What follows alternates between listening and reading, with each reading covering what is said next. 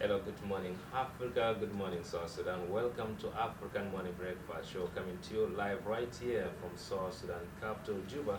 My name is Majur Cholkor, and in these editions of African Morning Breakfast Show, we have crossed out from our studio, coming to the Ministry of Parliamentary Affairs. And right here in this edition of African Morning Breakfast Show, we are going to explore more about the activities, plan, achievement, and challenges and the functions of the Ministry of Parliamentary Affairs. The question is, do you know the Ministry of Parliamentary Affairs? Are you aware about the activities they're carrying out in South Sudan? If not, this is the right time for you to get to know more about the Ministry of Parliamentary Affairs in the Republic of South Sudan. In this special edition of African Morning Breakfast Show, I'm profoundly honored and exceedingly humbled to say that I'm joined by Honorable Under Secretary of the Ministry of Parliamentary Affairs, James Francis Utiote. Honorable Under Secretary, it has been my pleasure to have this great opportunity to host you on African Morning Breakfast Show on SABC. Good morning and welcome. Thank you, Major. Thank you very much. Yeah, thank you so much for having your time to talk to SABC and on the activities. You know, it is always a tradition for you to pass a greeting before we get to look into the matter of discussion. So greet your colleagues, the workmates that are working with you, even your relative, and everyone that is following this program. Thank you very much. Hi, everyone. My name is James Francis Kutiote, the current Undersecretary of the Ministry of Parliamentary Affairs. So I'm honored also to receive SSBC this morning breakfast show to chat a few things on the Ministry of Parliamentary Affairs. Thank you. Thank you so much. And dear viewer, thank you so much for following African Morning Breakfast Show right here on SABC. If you're following us online and on TV, remember, if you're following us on our social media platform, like and subscribe to SABC TV Facebook page and also YouTube channel SABC Official. Honorable, we know before you assume the office, this person has been famous working in different institutions. So let us know about yourself. Thank you very much. James Francis, that's myself. I've been working for some number of years before I joined the ministry. I was initially working at the Curriculum Development Center in Nairobi. I worked there as the coordinator for teachers' curriculum for some number of years when we worked developing the curriculum of South Sudan schools, primary education, and so forth. But I was in charge of coordinating the development of curriculum for teachers, primary teachers specifically. And after that, I joined Democracy International. That's an international organization, USAID organization, and I worked with them for quite a number of years, about 6 or 7, close to 7 years. And they are implementing USAID supported the governance and democracy programs for all the years across South Sudan. We worked mainly around the empowerment of citizens, around active participation in decision making, political decision making, working closely with political parties. So those were the things we did with Democracy International, and supporting the elections around the country, civic education, and mainly civic participation, community dialogue, and so forth. And after the Democracy International, I joined Democracy International. After the National Democratic Institute, I joined Democracy International, and also worked for around 7 years, leading the governance and the democracy project, civic participation and peace building activities across South Sudan. So yeah, we have a rich background on this civic and civic engagement, democracy and governance programming. And then this is where my background came in. And of course, I have a master's in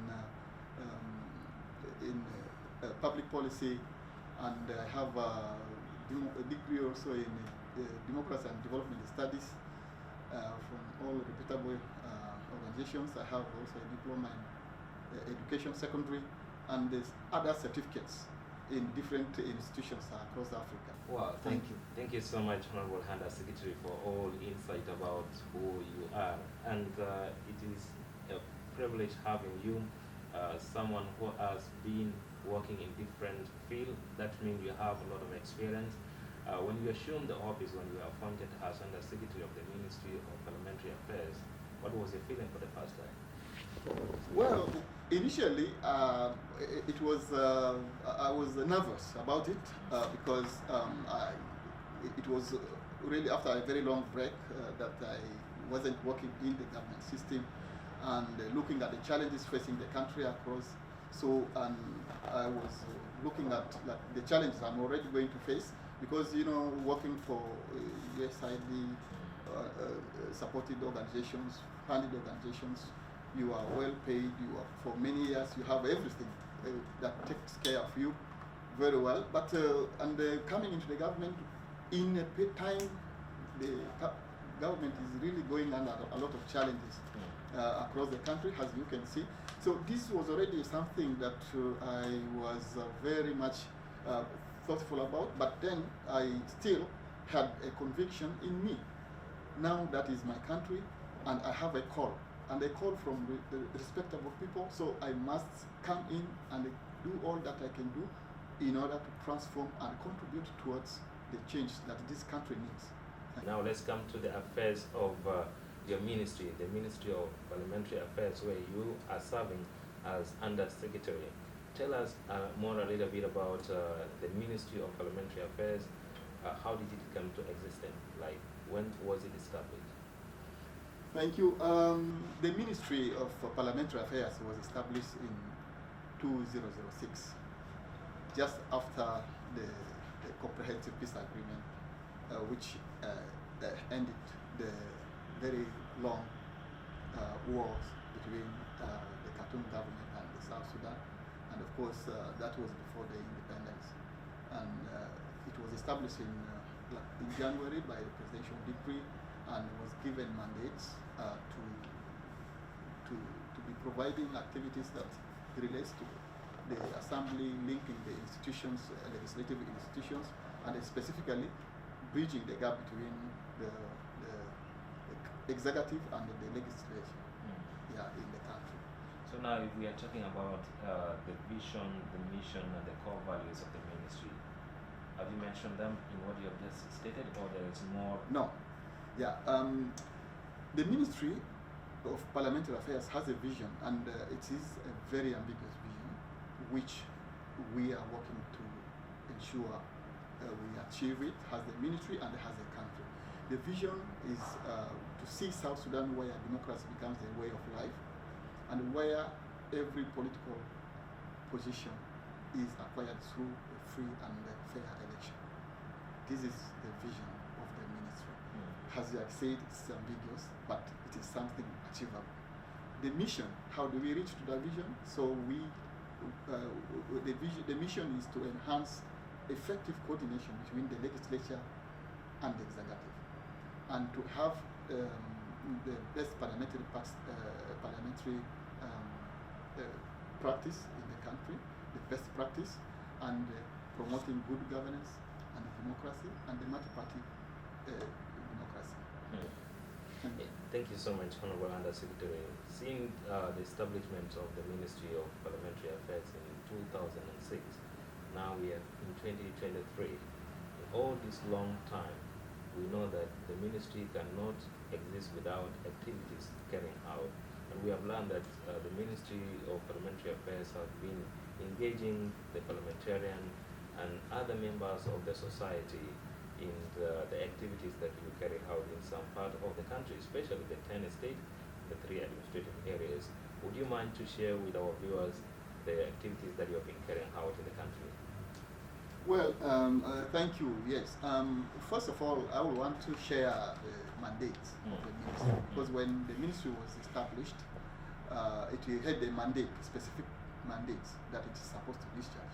The first and principal mandate is to be the leader of the government business in the assembly, in the assembly. So this means the minister in charge of parliamentary affairs, sits in the Assembly Business Committee, which is the leadership meeting of the Assembly, and then represents the cabinet there. So this is one of the key mandates. Secondly, the coordination between the legislature and the executive. This is the second important mandate that the ministry does. So actually it helps link, it is the bridge between the two institutions, and it ensures that information flow between the executive and the legislature is smooth and coherent and in a very harmonious way. So, and additionally to that is the harmony. The ministry promotes harmony between the two institutions, meaning it culminates if there are issues like the discussion and between the executive, like the executive arm of the government and the legislature, like assuming when the ministers are summoned. So how do they respond to issues in a very harmonious way without raising alarms? And another important mandate is capacity building mandate. The Ministry of Parliamentary Affairs has the mandate to empower the legislature. As I said in the vision, that to have the best practice, legislative practice in the country. So it is the Ministry of Parliamentary Affairs to see how to engage the members of parliament and the whole parliament to develop to that best practice level, so that it is able to discharge its oversight functions effectively to support the lives of citizens and the engagement of citizens between citizen and the government, and of course at the end of the day is to have like a very good peaceful coexistence between citizens and among themselves, including the government as well. So it is one of the key mandates we have, and of course linkages. The ministry is a link that coordinates all the states assemblies with the National Assembly and even the Council of States. I know the Council of States, of course, has that direct link, but then in terms of capacity building and enhancing coordination, so the ministry works to bring all these institutions together so that they are able to have a clear, coherent flow of information. And again, there are many I will be able to mention. We have the development of policies, legislative policies of executive. The Ministry of Parliamentary Affairs has that mandate. You know, it develops policies. How does the executive, like other ministries, how do they work to present their policies in the assembly, and how do they get the feedback? And we coordinate that link. So we are also, the ministry receives the bills, like all the documents, any other document developed by an executive branch, like it could be a ministry. So we are the one to channel this to the legislature, and when we channel it, so when there are feedback after presentation in the parliament, so the parliament brings it to us, and then we also work with the different institutions, like that particular institution, to see to it that the recommendations provided in the parliament, follow-up questions that had been given are clearly done as it has been requested by the parliament. So, and this way, it helps the bills to reflect the really views. The mandates I've talked about, they are all under the Directorate of Legislative Affairs in the ministry. And we have Directorate of Governance Affairs, and this directorate is also very important in that it is the one that fosters civic education, civic engagement activities, meaning bringing citizens closer to their leaders. So civic education here, also creation of awareness of all the necessary policies, like especially the constitution, to the citizens. It is this ministry that works together with other relevant institutions, like possibly, like we say, the National Elections, like the Constitutional Review Commission. We have the Ministry of Justice. So when it comes to data dissemination, the Ministry of Parliamentary Affairs actually works with this institution to ensure citizens are aware about themselves and are aware about the documents that they are working with, that is being built up, like the constitution, and also if it is the voter education. When time comes, we work with the National Elections Commission closely for dissemination of civic education. In the previous years, the Ministry of Parliamentary Affairs translated voter education from English to other national languages. The interest is to have citizens who understand exactly what they expect, what they are expected to do during the election, and why they actually want to even vote. So these are some of the basic things, and even we work supporting political parties in terms of like bringing them together, engaging them, so that they are able to have a very clear platform to discuss among themselves and understand that their struggle as a political party is to provide the best for the citizens and not for themselves. And then how they can do this best, we try to bring them together to discuss and have harmony among themselves. So this is something that we do. Let me continue, because I know this is a very important part that many people across the country have not really had it before. So also the Ministry of Parliamentary Affairs works to empower women in politics. I know we have Ministry of Gender, we have other ministries that work around women. But then when it comes to building their capacity in politics, so the Ministry of Parliamentary Affairs works with the related institution to ensure we bring women leaders in political parties, those who are already in the leadership positions, in the executive, across the country, and then we train them to be able to provide the best they can in leadership, and so that to help them rise up in their leadership position. So this is one of the very important things that we have also tried to do before. And then even youth in politics, we work with, we coordinate with like the Ministry of Youth when it comes to building their capacity in politics. In some years back, the ministry was known for this program they call the Youth Parliament, which trained a lot of youth across the country, and these youth later on became leaders, political leaders in the country. So this is something that the ministry does. So there are many underlying activities that we do around the mandate, but then I think these are the key I can mention for now. Thank you so much, Honorable Undersecretary, for giving insight more about the mandates of the ministry and some key activities that you are carrying out in the country. Thank you so much, dear viewers, for following this edition of African Morning Breakfast Show right here on SABC. We cross out from our studio and we're coming to you live in the Ministry of Parliamentary Affairs, talking about the activities and the plans of the Ministry of Parliamentary Affairs.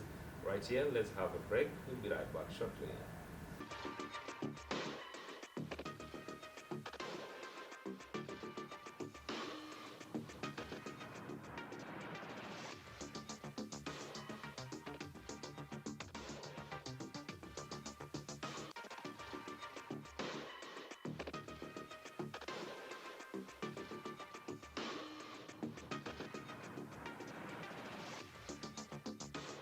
Welcome back, dear viewer. Thank you so much for following African Morning Breakfast Show right here on SABC. If you're following us online and offline, remember to like our social media handle, SABC TV Facebook page and SABC YouTube channel, SABC Official, and leave your comments and questions, your concern about this discussion where we are talking about the Ministry of Parliamentary Affairs. And in this edition with me is Honorable Undersecretary James Francis. Yeah, welcome back. Thank you so much for giving more of the Ministry of Parliamentary Affairs.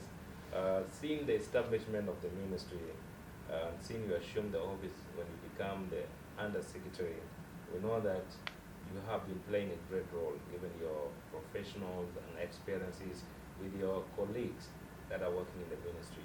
So what can you say has tangible achievement that the ministry has achieved in all this time long that you know more about the Ministry of Parliamentary Affairs?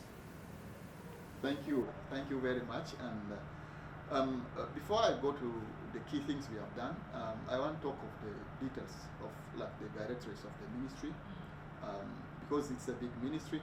So we have about 5 directorates, and about 3 are so functional.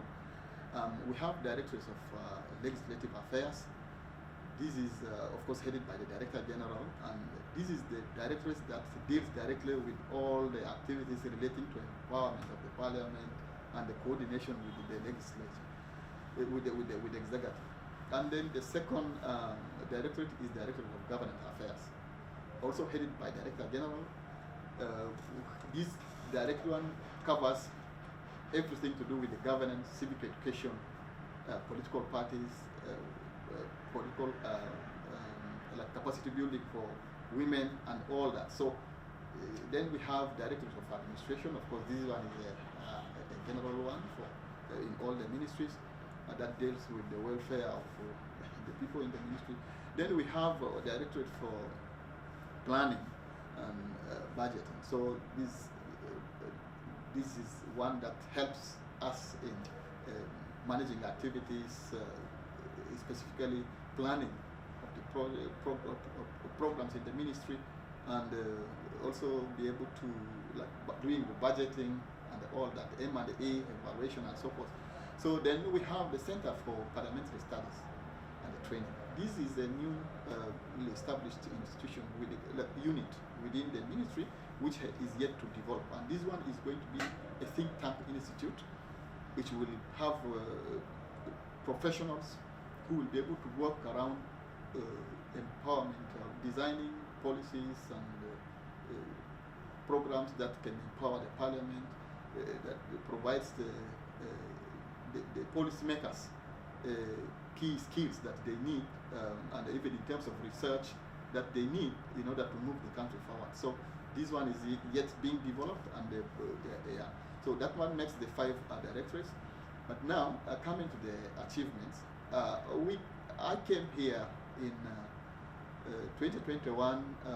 The degree was by the President, His Excellency Salva Kiir, was in June, but I had to resume in close to August, because towards the end of July there, because I had to relinquish the work with the organization I was working for, because I was leading, heading that organization. And then when I came, life was a bit difficult, challenges. Remember that time also the government was really struggling to come up. There was no money in the ministry to do much activities, and a lot of things were really difficult. But then when we came in, we sat with the very great experienced staff in the ministry, whom I really want to appreciate. That every staff here, people who have been working on this governance and democracy things, capacity building of legislature, they have done it for over years, and they have this rich experience. So we put our heads together. Then we came up with a plan together with the minister when she also came. So first thing we did was to come up with a plan, because there was no tangible plan on the table. So we came up with a plan which was supported by some partners, and a 2-year plan. So that plan, we have been working around it, and it's almost finishing. So then after that, we also got a support, and we developed the parliamentary service, actually reviewed the parliamentary service master curriculum. This is a very important tool for training the legislatures and the staff in the parliament. So both at the national, at the state, and even the staff in the ministry. So this this curriculum was developed, and it is just to be passed, but we are using it. It was passed from the cluster, and then we moved it to the cabinet. It's been passed, then we can be able to use it, and it is a very great document for the country. And we have also had a number of trainings. We were able to bring honorable ministers across the country in the 10 states to Juba. So because it was difficult, many of them, when they were appointed as ministers at a state level, they did not know how even whom to connect with in Juba. So when we brought them, we oriented them on what their mandates are, where our roles are as the Minister of Parliamentary and Legal Affairs.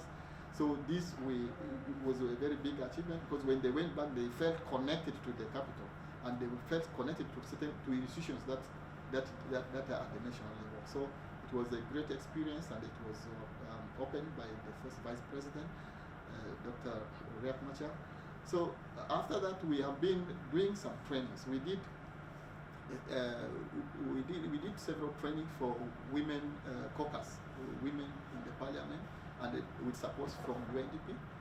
We have trained women on their roles and how they can compete, and to have skills that can help them deliver in the parliament and play their oversight role very well, like gender mainstreaming. So we also did have an opportunity with support from UN Women to take women to Kenya and to Rwanda. This was a very big achievement for the ministry as well and for the country, because when we took these women to Kenya, they learned a lot from how women can actively participate at the parliament, in the parliament, and how they can promote their agenda, how they can foster the interests of the community and build their political career. And the same also in Rwanda. And Rwanda was also so nice because Rwanda has, in Africa is leading in women leadership, especially in the parliament. So their women is about 65%, of women. So yeah, those are some of the things we did, plus some training for clerks. We have brought clerks around the country. We trained them, and when they went back, so at least you can see the vibrancy in the state parliament a little bit with that knowledge. And we also did the training for parliamentary liaison officers. This is a connection that helps us to link with all these institutions. We have trained about 35 liaison officers who are directly the eyes of the ministries in the parliament, and then we are only to introduce them now to the parliament officially, and they can attend to issues in the parliament based on the schedules that will be provided to them by the parliament. So those are some of the key activities, and of course even you can see recently the trips to India. The ministry facilitated a lot the high-level parliamentary visit to India. The ministry supported it a lot to have this bilateral relationship together with the Indian embassy and the Ministry of Foreign Affairs. So this is something that are really remarkable that I think we thank God for. Yeah. There is no shipment without some obstacle. So we believe you and your team and the ministry maybe has been facing a lot of challenges. If you can give some brief challenges, the main one, and how you manage them as the ministry, and what is the way forward right now? Okay, thank you very much. One of the biggest challenge, which not challenge, but achievement that we have, and it is still going on, I didn't mention, is the induction training for the state assemblies. Even the national legislature here, after after it was reestablished following the peace agreement 2018, a lot of people have come into the parliament. Members of parliament, they are very many, and not all of them understand their roles, and these have been bringing a lot of challenges in the country. So when we went down to the states, each state has 100 members of parliament, and out of them only 48 were there before, and sometimes even less, because some of them might have died or something. So now you find there are about 100, almost 50 something, 52 or so, that are new, don't have any idea about the parliament. So we went down and we have been orienting these people. And before we went to the states, it was very difficult for them to, sometimes coordination with the executive was very difficult. But now when we went, following our training, you can see there is a little bit of understanding, and there is that smooth working relationship between the executive and the legislature at the state level. There is a difference. So this is one of the achievements I feel it's important to mention. Although we have not finished the states all, because of and it is supported by UNDP to some extent. So we are still going ahead to finish all the 10 states on this induction training, and we are very grateful to UNDP for that support as well. Coming to achievement, I will pick from this same type of training. When we came, funding was a problem. The whole country is undergoing a very, very difficult situation where there's no money for implementation of government activities effectively. So what we did was, to work with our stakeholders, our partners, and we are grateful that we have great partners like UNDP, UN Women. They come in to support when there are gaps, and we work, like I mentioned before. There is this Swiss embassy, Swiss corporation.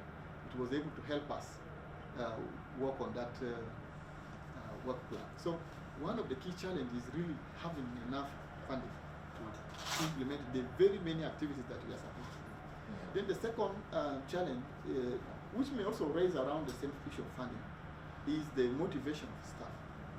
You really see staff who are highly experienced, who really want to work, but there is no enough motivation to keep them around. And when you want a very highly experienced person who can move the activity that you want to take ahead from the experience that they have, now you can't maintain this person. So it is really challenging. Not only Ministry of Parliamentary Affairs facing this, it is also all the government institutions actually are facing the same. And it is simply because of the prolonged challenges that the peace agreement is trying to address as we move towards election. So we hope this will be overcome, and as you can see, the government is making efforts to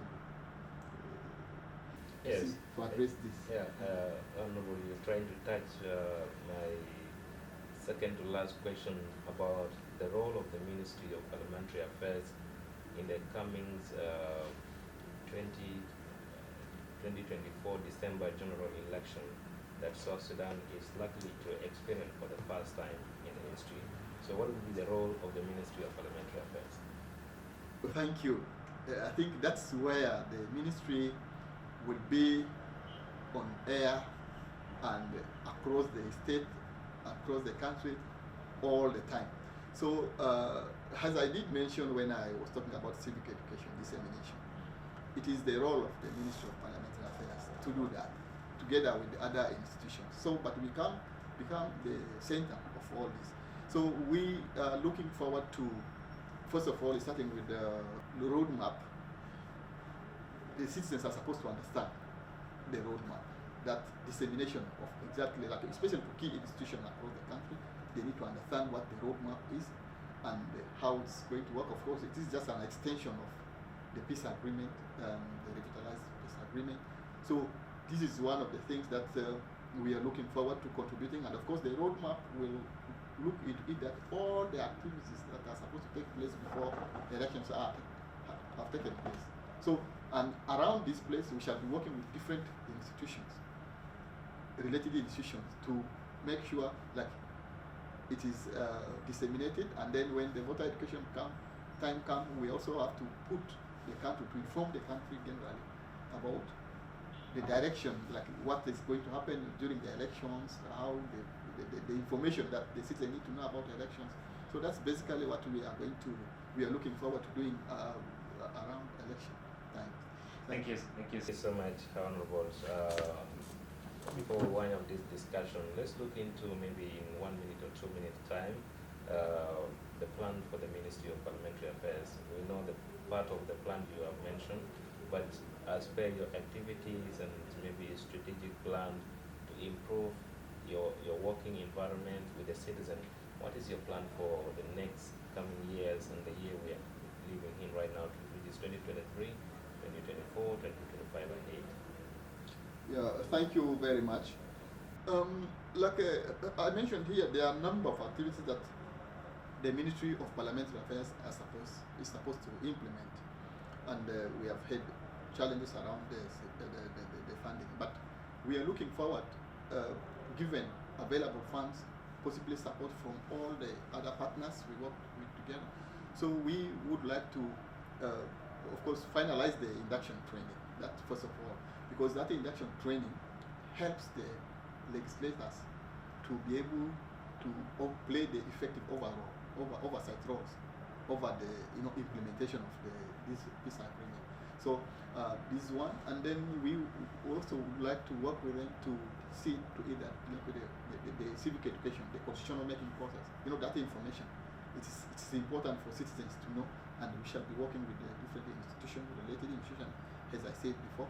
And again, one important thing is, like, throughout our time as we went into the states, the working relationship between the legislature and the executive needs a lot of also work.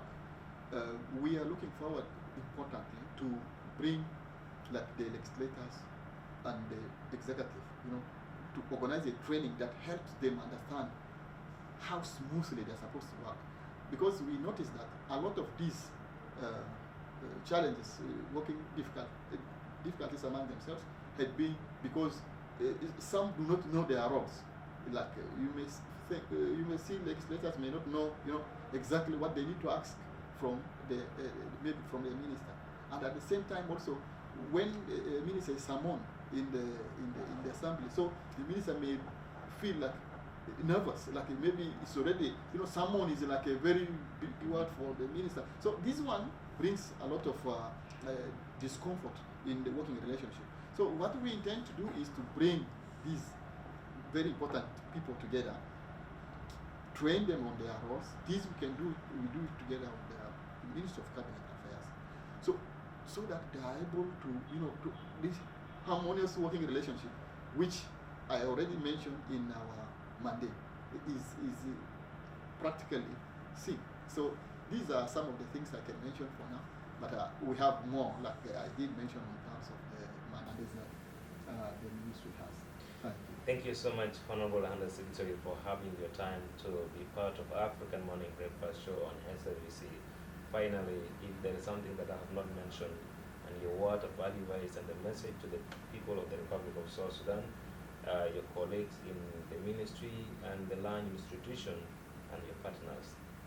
Thank you very much. I just, first of all, want to really appreciate the leadership of the country.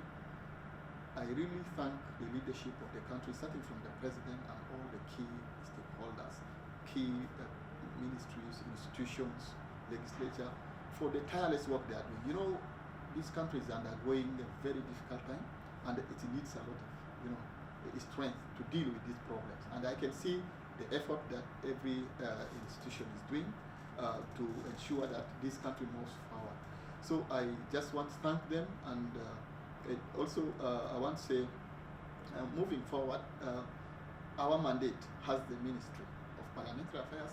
We shall be working closely now with other institutions to make sure, these mandates are, understood by everybody, so that no one is left behind. When it's ours, so we should be able to really do it, and especially the civil society around, the other partners who are engaging in these activities. So we are calling upon them to come, visit us, let us sit and chat.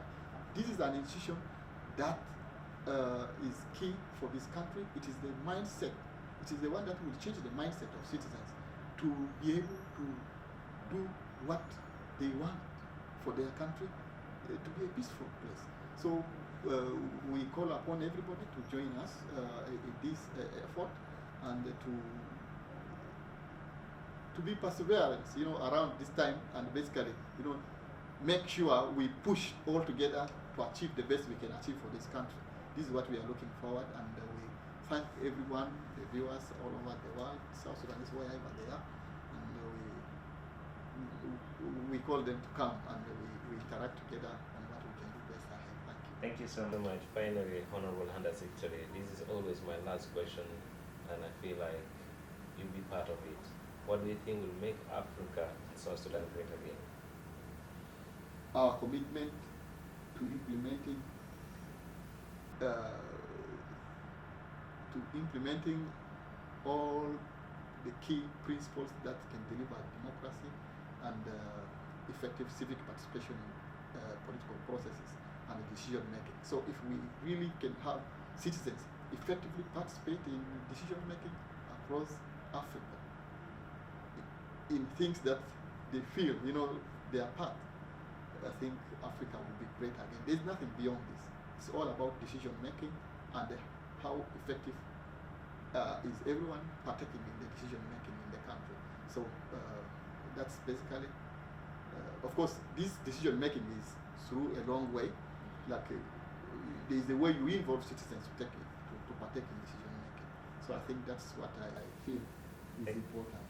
Thank you so much. And dear viewer, thank you so much for following these special editions of African Money Breakfast Show, where we left our office and we are coming to you live right here at the Ministry of Parliamentary Affairs. It has been my pleasure having Honorable Undersecretary James Francis Udiyote helping us to understand more about the work and the role the Ministry of Parliamentary Affairs has been playing in the country.